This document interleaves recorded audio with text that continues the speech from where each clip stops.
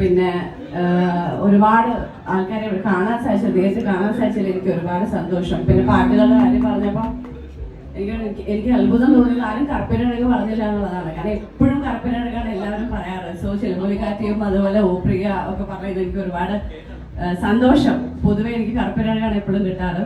But anyway, പിന്നെ club art studio നേരത്തെ പറഞ്ഞ പോലെ തന്നെ നമുക്ക് എല്ലാവർക്കും ട്രാവൽ ചെയ്യാൻ ഭയങ്കര ഇഷ്ടമാണ്. എനിക്കും ട്രാവൽ ചെയ്യാൻ ഭയങ്കര ഇഷ്ടമാണ്. പക്ഷേ കൂടുതലും ഷൂട്ടിങ്ങിന് വേണ്ടിയിട്ട്, മൂവി ഷൂട്ടിങ്ങിനൊക്കെ വേണ്ടിയിട്ടായിരിക്കും കൂടുതൽ ട്രാവൽ ചെയ്യുക. പേഴ്സണൽ ട്രിപ്പിനുള്ള സമയങ്ങൾ അധികം കിട്ടാറില്ല.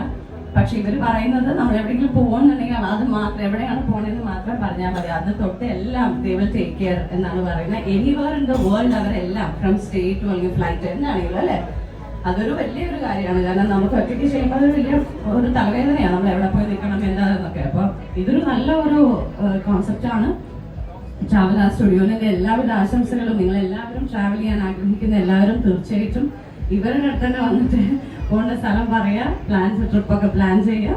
ട്രാവൽ ആർട്ട് സ്റ്റുഡിയോയുടെ എല്ലാവിധ ആശംസകളും അറിയിക്കുകയാണെങ്കിൽ ഒരിക്കൽ കൂടി നിങ്ങൾക്ക് എല്ലാവർക്കും വന്നതിൽ ഒരുപാട് ഒരുപാട് സന്തോഷം. Thank you so much.